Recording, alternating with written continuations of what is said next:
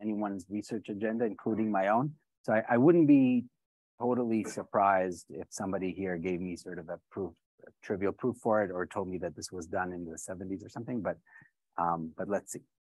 All right, so here's some motivation for the physics motivation for the math question. What's a statistical mechanical system? I'm going to think of a finite system, maybe a spin that can be either up or down. So there's some finite number of states, and each state has some energy. +1, -1. Maybe I have another system that has 3 possible states, +1, 0, -1. You know, maybe these are 100 of these, and they're on a graph, and there's some Potts model or whatever it is. But this is how I'm going to think of a statistical mechanical system. And as we've seen again and again, what is the distribution what is the probability that we're in each one of these states? Well, you choose a temperature. So 1 over beta is going to be the temperature. And you choose each one of these things with probability that's proportional to e to the minus beta times the temperature. So the way I want to think about it, I want to describe this system. I don't really give names to the states here. I'm not going to care what the actual states are. So I just want to tell you what fraction of the states have each energy. So I'm going to think of that as just a probability distribution, a finitely supported probability distribution over the reals. So here I'm going to have, and the measure mu will be 1/2 delta at +1 plus 1/2 delta at -1. This is just saying half of the states here have energy +1 and half of the states have energy -1. And here I'm going to have eta, which is 1/3 delta at +1 plus delta at 0 plus delta at -1. And okay, and what's going to be the probability measure of, this is the probability measure just describing which states I have and how many of them have each energy. What's the probability of the system being inside here? It's going to be the probability for energy, energy x is going to be proportional to mu of x, the fraction of states that have energy x, times e to the minus beta x. Okay, so that's just the Boltzmann distribution, the Gibbs measure or whatever. So actually, I want to define, I'm going to denote by P of R. These are going to be the finitely supported measures on R. Probability measures. And you can think of this, Boltzmann's theory is the following. If I fix a temperature 1 over beta, I get a functional that takes in this mu, takes in the empirical distribution of my energies and outputs this measure.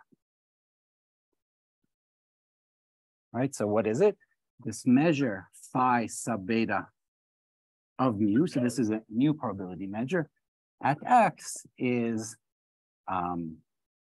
mu of x times e to the minus beta x divided by sum over y, mu of y, e to the minus beta y. Okay. So far, so good. If anything is unclear, because I've explained it very, very badly, because there's really zero going on. Yeah, I have. Okay. Yes. So this is an example. The example you gave right here, there really is just what there are just 2 states that have this energy. Exactly. And if it was like an actual Ising model or something, the mu here would be the empirical measure of like every state, what the energy, the number. It'd be the fraction of states that have a given energy. Okay. Okay. Any more questions or? Okay. So now imagine that I have this system and I have this system, and I'm going to put them in a big box and make one big system out of them. And imagine that there's no interaction between the particle here and the particle here, so that the energy is just the sum of the energy. So what is going to be this measure that describes the fraction of states at each energy? it's just going to be the convolution of these two measures. So this big system is now described by mu convolution eta. Okay, so that's sort of easy to write down and verify. And what should Boltzmann tell us? Well, since there's no interaction between these two systems, I kind of hope that Boltzmann will say that what happens here is independent of what happens here. When I look in this particle, I shouldn't really have any information about what happens here. And in fact, the distribution, the probability that we're here shouldn't really be affected by the fact that I added this other measure. And that's captured by the fact that theta beta of this joint system, mu convolution eta, is the convolution of phi beta of mu with phi beta of eta. Okay, so the fact that this operator commutes with convolution exactly means that what is a consequence, I guess, of the fact that what happens in two systems that have no interaction is just they're not going to affect each other and things are going to be independent and the same. Okay, so far so good. Now this operator phi is also this tilting operator that's very useful for doing large deviations and other things. And part of the reason that it's useful is that it commutes with convolution, right? If you're doing just a Kramer one-dimensional large deviations, you tilt each step of the random walk, but that translates to the exact same operation on sum, on this IID sum of where the random walk is. So I have my notes on my computer here. Good. Now, another important property that this phi has is that it preserves the support of the measure. So mu and phi of mu, this should be in phi mu of mu and phi of mu have exactly the same support. They're mutually absolutely continuous. And in terms of the physics, what that translates to is if I have a system that has energies +1, -1, I can't find it at energy 17 with positive probability. And also that both of these do get positive probability, right? I can be in all. Okay, so the question is, are there other theories that have these nice properties? Okay, and are there other operations other than tilting that have these nice properties equivalent? Okay, so let me be formal. I'm going to have G be a group, or more generally a semigroup. And the examples that I'm going to talk about today are N, Z, Q, and a little bit about R. R is what we started out with. And P of G will be, again, these finite support probability measures.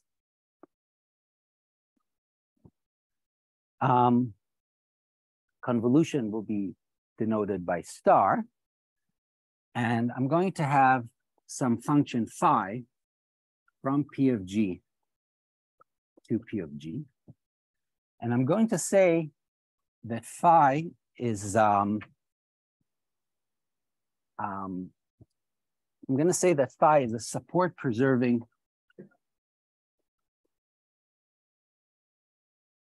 endomorphism if two things hold. One is phi of mu is absolutely continuous, is mutually absolutely continuous with mu, so I preserve the support, and two, that it commutes with convolution. So phi mu convolution eta is equal to phi of mu convolution phi of eta. And I'm calling it an endomorphism because you can think of P of G together with convolution as a semigroup, and this just means that it's it's a symmetry of this of the semigroup. Okay.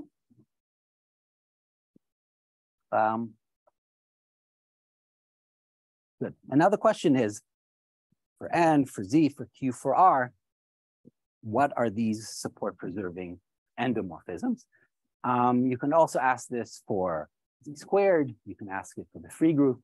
I'm going to give an answer for for N, for Z, and for Q. I don't know the answer for R. There's all sorts of crazy, very not continuous, non-constructive things. But I also don't know the answer for N squared and Z squared, which I think is a nice open problem to think about if you. Good. So, any questions so far? Oh, I should say, sorry. This is joint with Fedor Sandomierski, who's a postdoc at Telford. Sorry for not mentioning that before.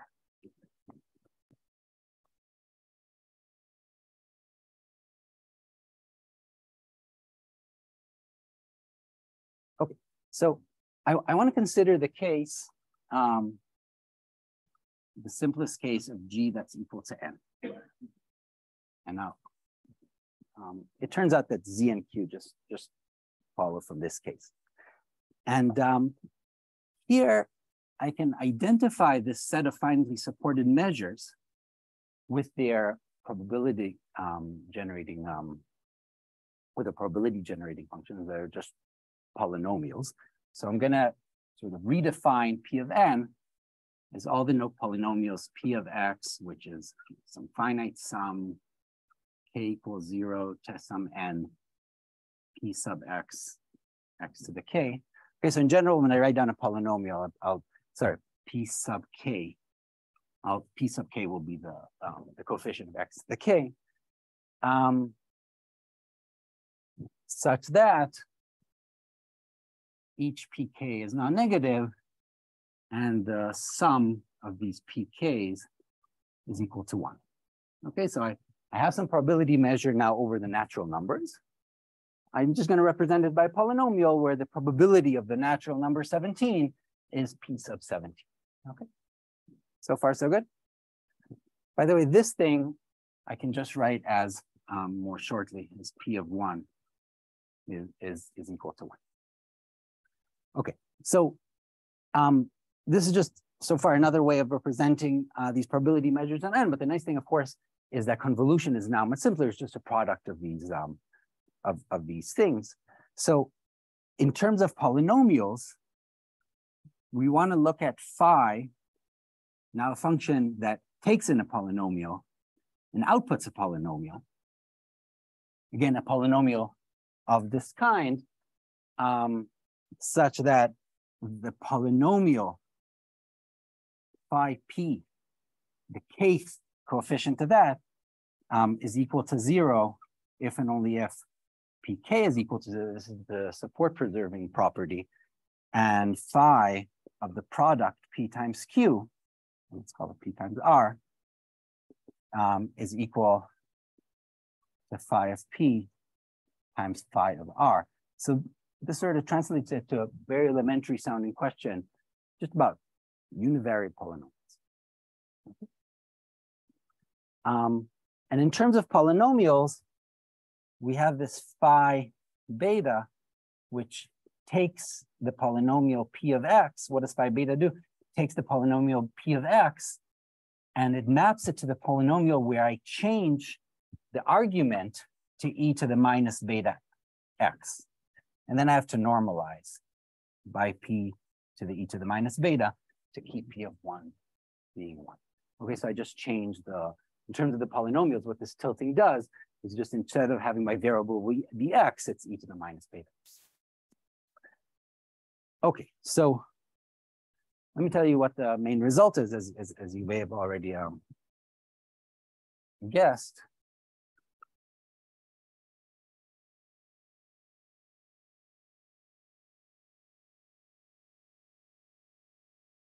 It says that every support preserving endomorphism is equal to some phi beta for beta in R. Okay, so really this is all there is. And the tilting is all there is. You can take the temperature to be negative. Okay.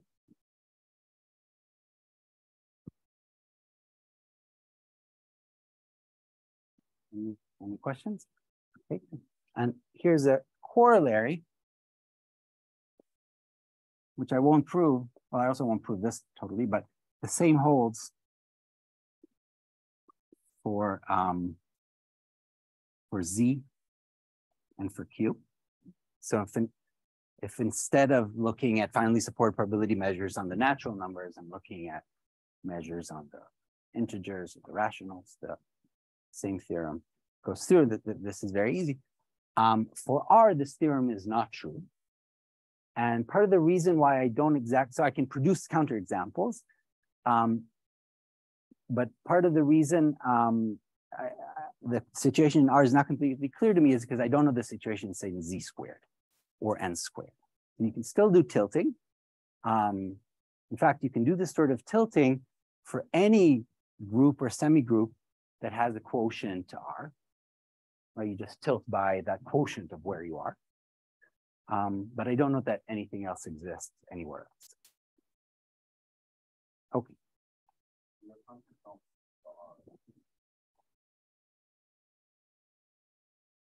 No, they come from some insane non-measurable thing where you decompose R as a vector space over the rationals. Exactly. No. No. And it's related to the question on Z squared. Z squared is essentially the same as taking, and instead of taking R, you can take Q plus root 2Q. Then you get a two-dimensional thing that's exactly isomorphic to the same question on Z squared. And I don't know if there's okay. If you because for Q, this is everything. If you want things to be continuous, then the only continuous thing on R is going to be the same, because you can just extend that. Okay. Good. So let me show you some things that go into some of the ideas that go into the proof and how this works.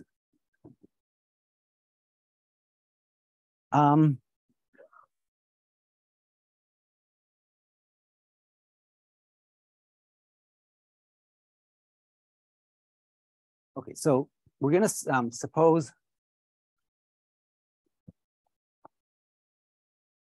that phi is a support preserving endomorphism. Now we want to find this beta and prove that it has to be like this, right? So let's look at a particular polynomial. Let's look at P that's 1/2 x plus 1. This is the measure that puts mass half on 0 and half on 1, right? And I'm going to get tired writing these normalization constants. So just, I'm just going to write things not normalized. You can always normalize afterwards. Okay.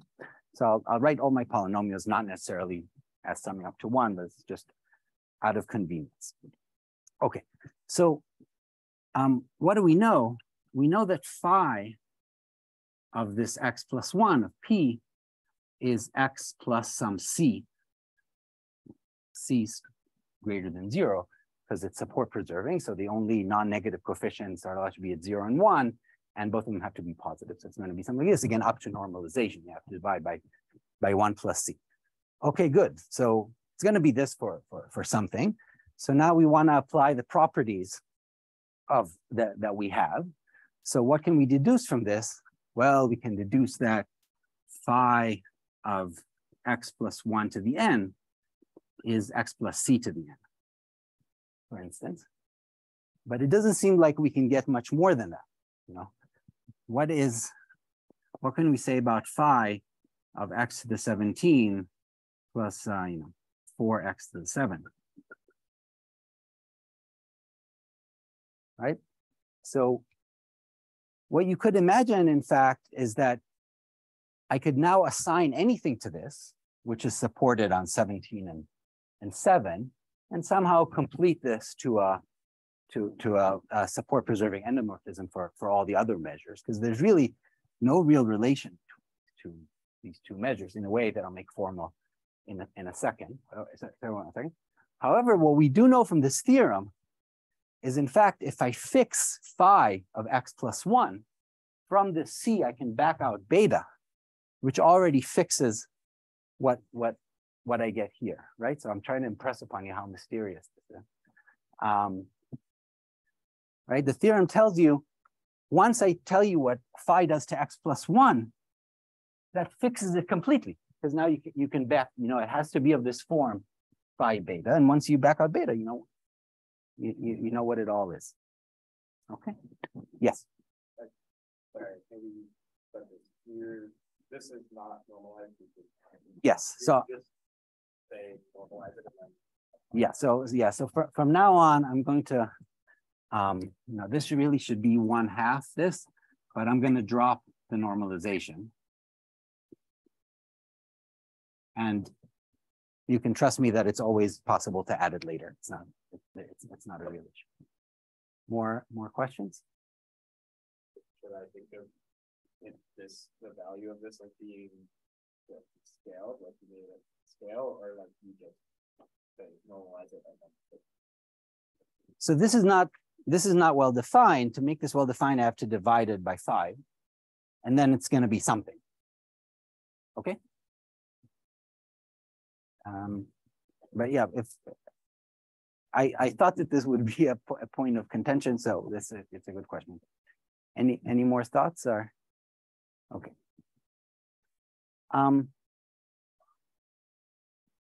Good. So let me try and be more formal about what's going here. So let P of x equal P1 of x times P2 of x, where I want P1 of x and P2 of x are not monomials. They're not x to some k. They're not a point mass on some. These are not monomials. Then I'm going to say that P is reducible.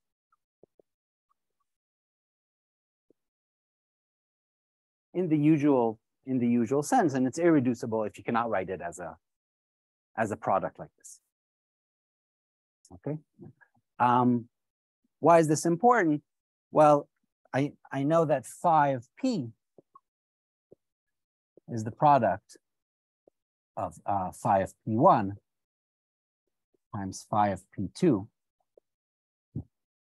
So if I know phi for P1 and P2, I know it for P. Now something's going to be irreducible if I cannot break it up like this anymore. And everything can be written as a finite product, as a product of irreducible things. That's sort of immediate here. So, what if I take this line of reasoning to its limit, the idea would be just figure out what the image is for every irreducible polynomial. That defines it for the reducible one, right? If I somehow decide put anything here, then now I know what phi of, put anything here and anything here. Now I know what phi of P is, and I can do that for all of them. So it seems like I have a lot of freedom in choosing my phi while keeping this support preserving endomorphism property. Yes.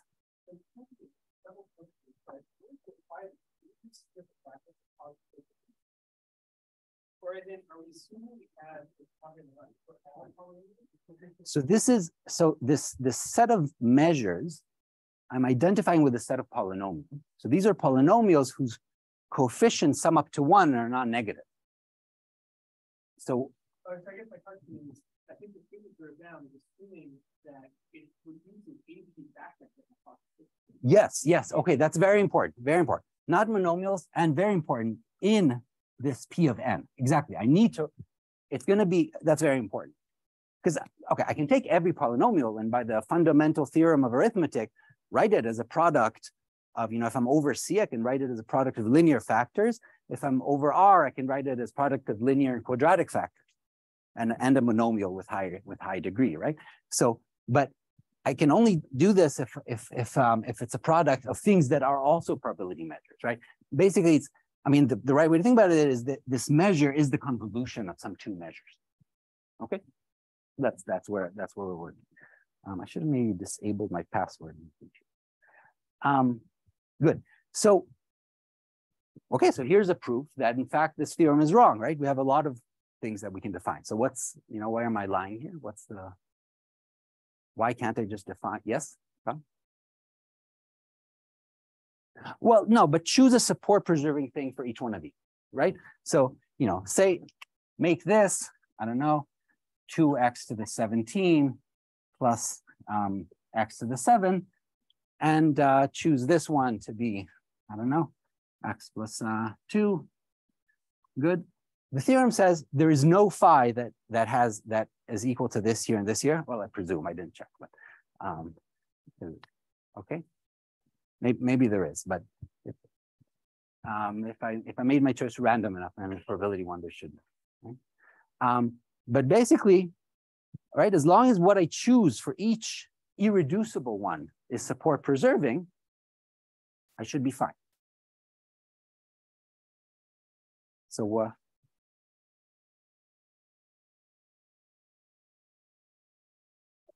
gives? Maybe this is not the issue, but that seems like a good setup, but it's like if you're factoring in this particular do you have unique factors? No. Okay. Exactly. So that's exactly the point. This is not a unique factorization domain. There is not a unique way to factor things. Some things do, the irreducible ones, there is a unique factorization, but in fact, some things don't factor. So it could be, so perhaps P is equal to P1 times P2, but it's also equal to R1 times R2, where all of these are irreducible and different. And in fact, you can already find an example. Well, you need to go to powers of 6 or something, you know. You need to have supportive size maybe 6 to get an actual example like this. But every time you get something like this, well, you get a constraint, because if I fix what phi does to these 3, if I set phi on these 3, it fixes it for the fourth one, because I have to have it equality. And it turns out that there are so many such constraints that in fact, if I just fix it for one of them, it fixes it for everything. Okay, so that's one way to think of what's going on. Okay, any more questions or?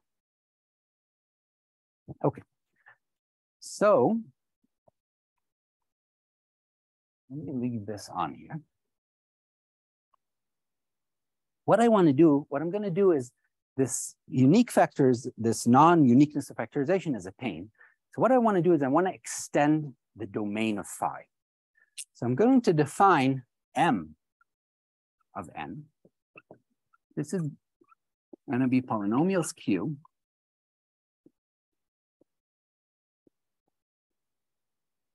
Such that instead of all of them having to be positive, I'm just going to ask that Q of x is greater than x for all x greater than 0. And still, I'm going to have this normalization, Q of 1 equals to 1. Okay, so these polynomials, obviously, obviously this is a subset of this, right? If all of my coefficients are positive, then I take positive, Q of x, Q of x is bigger than 0. I take that back. If all my coefficients are positive, then definitely the polynomial is going to be positive for positive x, right? But this is a larger set. One way to think of this set is I could equivalently have written Q of x is different than 0 for all x greater than 0. It's just the polynomials that don't have positive roots. Okay. What do these, if we want to think about these as measures rather than polynomials, these are now signed measures. They're probability measures, but they still have a positive moment generating function. Okay, if you want to think about moment generating functions. Another way of thinking about them in terms of the physics is that this is now a statistical mechanical system where I have so and so many, I have 7 states with energy 1, but I have -5 states with energy 2. So I'm allowed to have a negative number of states somehow for some energies, but the partition function is still positive. So you can still work with the partition function like you're used to. Okay. And the nice thing is that any phi with these properties, any of one of these support preserving endomorphisms, can be uniquely extended to something that's still multiplicative, that's still an endomorphism, but is defined for all of these. And in fact, it'll also turn out to be support preserving, but that takes a little bit more work. So here's a lemma. And it says the following, for all Q in M of N, if I have something that's inside here, there exists a P in P of N. So I have something that's a real probability measure such that Q times P is again a real probability measure.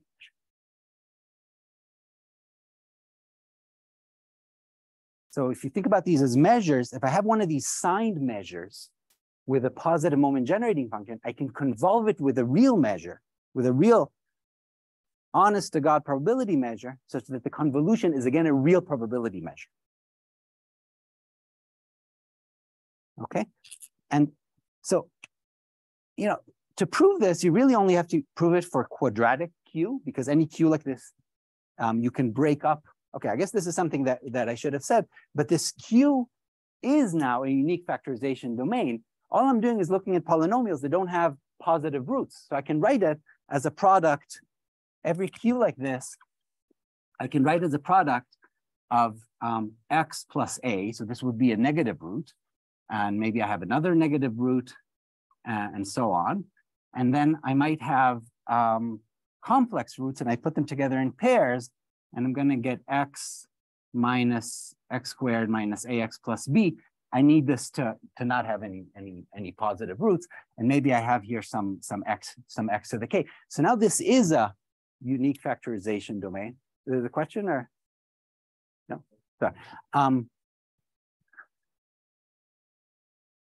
Good. So to prove this, it's enough if I find some p that works for each one of these factors, then I can multiply all these p's together and get it for the q. For these things, I don't need that. Actually, I can also have some things. I can also have quadratics like this. For these, I don't need it. I only need it for these.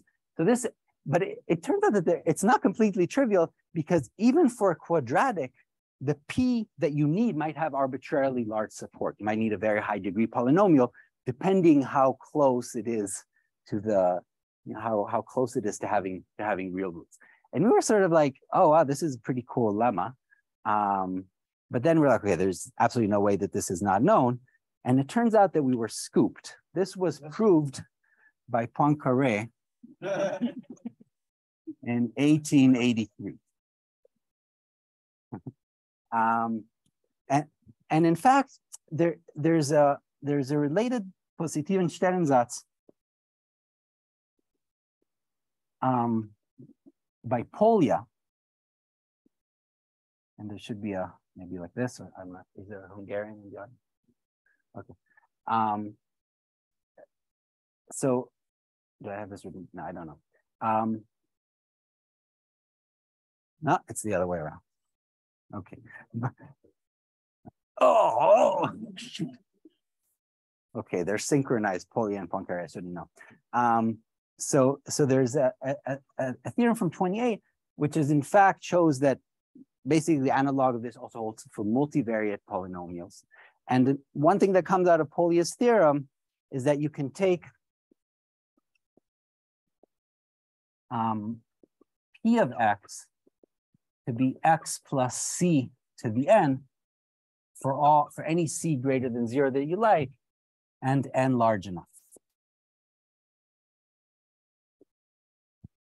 So, you know, what probability measure in this? This is just the convolution, the sum of IID Bernoulli. So somehow when you convolve with a big enough Gaussian, with a wide enough Gaussian, you get rid of the negative parts of these sign measures. Okay. Good. So, okay. So how do we use this lemma? I'm going to use this lemma to extend the domain of phi to M. So I'm going to take some Q that's one of these polynomials. I'm going to define phi of Q to be phi of Q times P over phi of P for some P such that Q times P is a probability measure.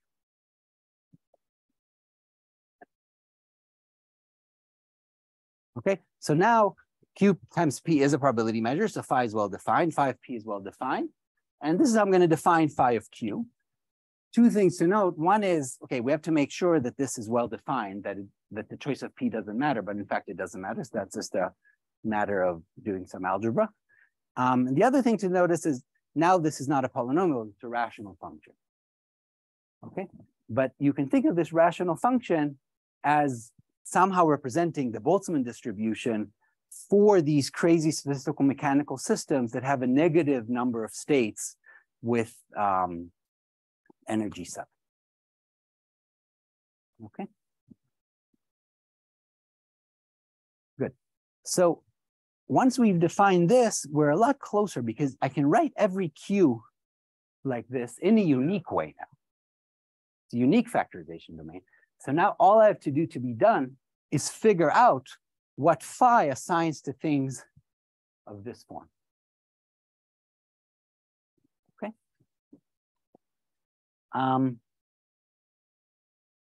And it turns out that what's going to play a role here, well,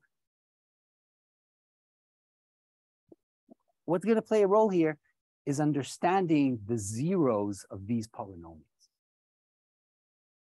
Okay. So these polynomials, which are the probability generating functions of these measures, it's very unclear what the probabilistic interpretation of their zeros is, well, at least to me, but there are some papers doing all sorts of interesting things with these. But it turns out that that's what ends up being in the analysis here. So let me give you in the little time that I have until 1:45, right? Yeah, okay.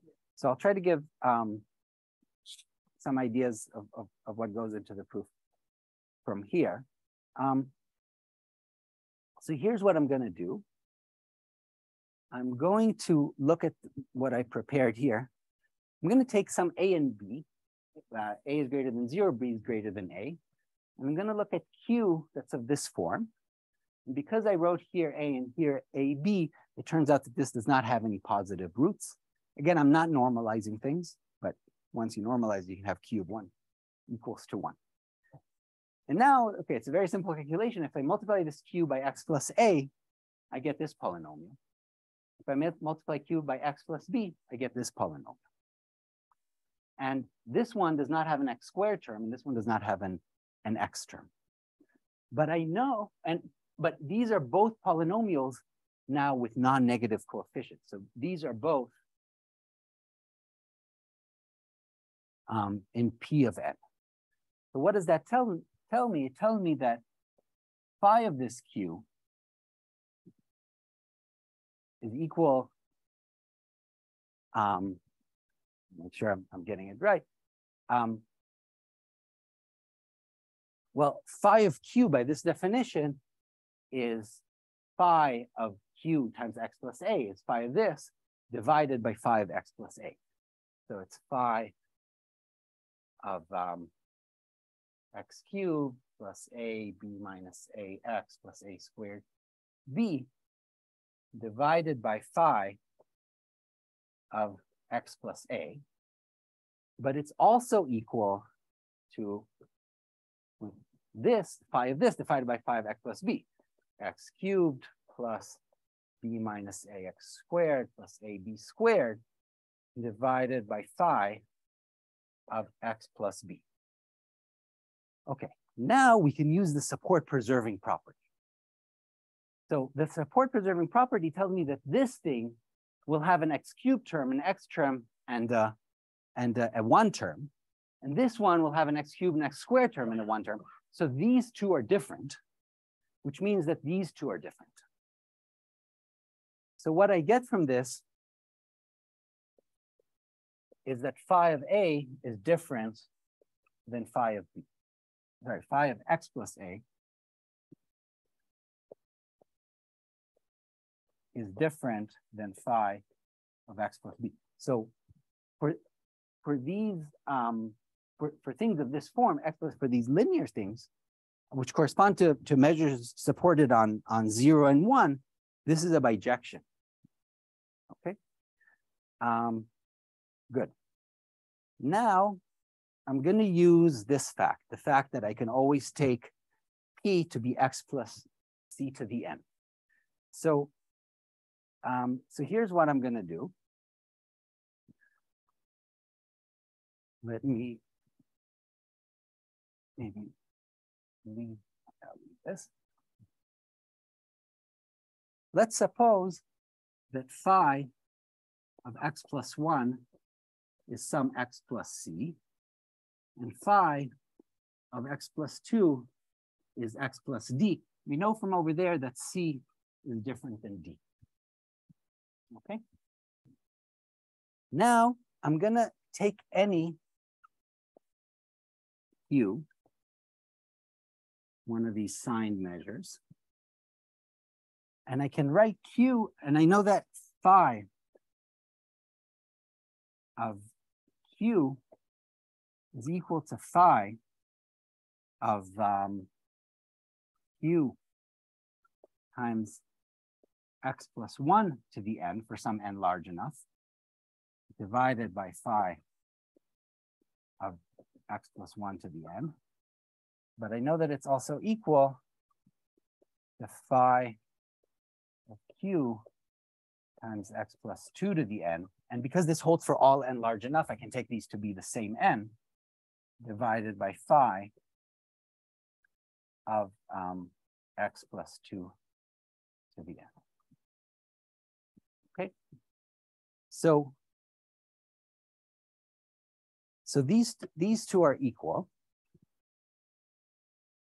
Now, I know that what I have, this I know what it is. So here I'm going to leave this the same.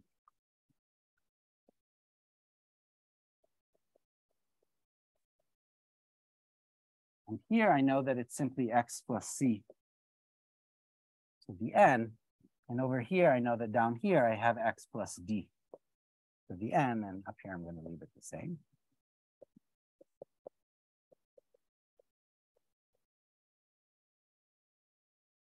Okay, so I have equality of this to that. And what I want to do is I want to multiply both sides by x plus c to the n times x plus d to the n. And what I get is this. I get that phi, okay, I'll do this even though it's a bit tedious, q of x plus 1 to the n times x plus d to the n equal to phi q of x plus 2 to the n times x plus c to d. Okay, so what's going on here? This is now a polynomial, a positive measure. This is not a signed measure. I chose n large enough. So this thing is a polynomial. Same thing here. This is a polynomial. So I have a polynomial on the left that's equal to the polynomial on the right. Now, this polynomial is going to have at least n roots that are equal to minus d. I'm counting with multiplicities, right? N roots that are minus d. Sorry. And this one is going to have n roots that are minus c. But more importantly, it's also going to have n roots that are minus d, because these polynomials are equal. And because c is different than d, this already needs to have n roots that are minus d. So this holds, so n roots that are minus d holds here, but it also holds already for this one. So this thing needs to have n roots that are minus d. Okay, what does that tell us? Remember, this whole thing was equal to phi of q.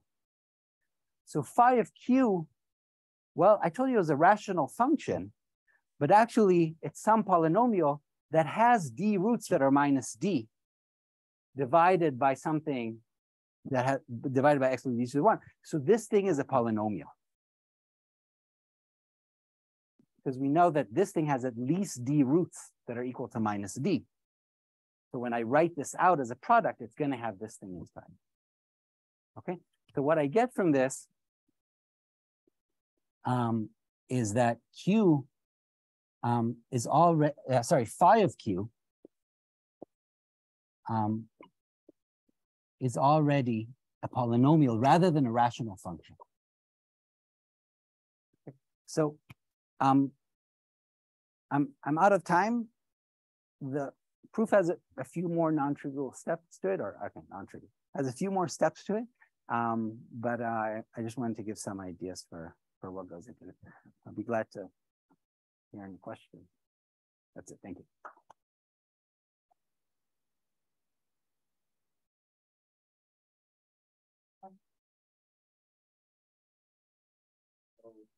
I mean, the way that I usually hear the Boltzmann distribution motivated is to maximize the subject to determine the average. Do you have any idea of like an explanation why this characterization like this thing should end up? Yeah, I don't see a direct connection with this maximum entropy argument. Somehow the maximum entropy argument, the way I think about it, is you take very, very big systems or and somehow it should work in the limit of very big things. This tells you that already for very little things, there's no other option if you want to preserve independence. So yeah, I don't. And I was told by Tim that actually Gibbs in his book comments about the fact that this phi beta, this Boltzmann distribution, has this property that it gives independent predictions to systems that are not interacting. So at least he saw this as an advantage, but you know, there's nothing there in terms of talking about other possible things that have the same property. Okay, that was a very long answer to your question. The answer is no. Yeah.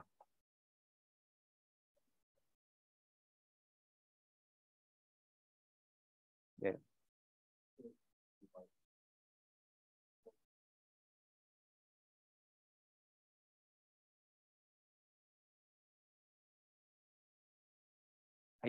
I don't know enough of the details of how things are proved over there, but you definitely get sort of automatic continuity here.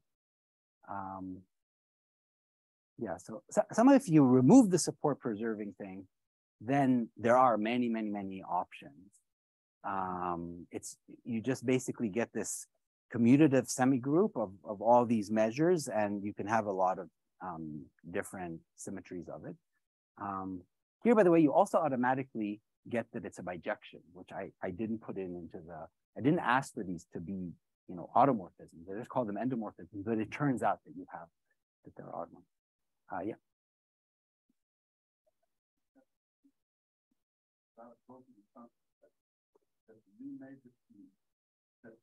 The measure has to be a function only of the total number.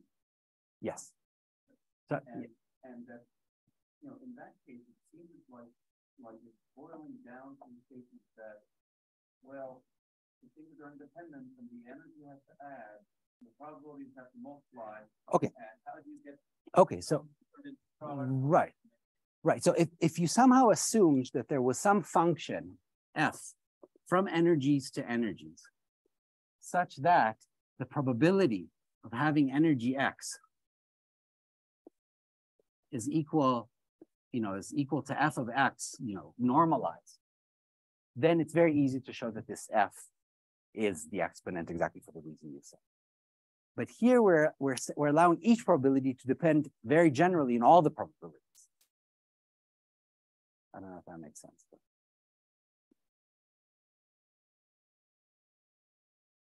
Yeah. It's certainly unmotivated. You could replace G with any group. Of course, you said you're already having difficulty with Z squared, but have you thought of, you know, replacing G with another group? Yeah, so I thought maybe miraculously somewhere on the free group, you would suddenly get a lot of obvious things, but maybe I didn't think about it enough, but I don't see other examples. On the free group, you know, if you take any factor to R, you can create something like this, but I don't know about anything. But maybe there's a simple example. I think that for Z squared, I would be very surprised if there was something else, but these techniques really don't get you there, because I mean this Positivenstellensatz works, so you can still extend things like this, but the problem is that things in this Mn now don't have a simple don't factorize into these very simple things when you have a multivariate polynomial, right? So in Z squared now you have a polynomial with two variables, and factoring one like this, you know, it's not going to be that simple.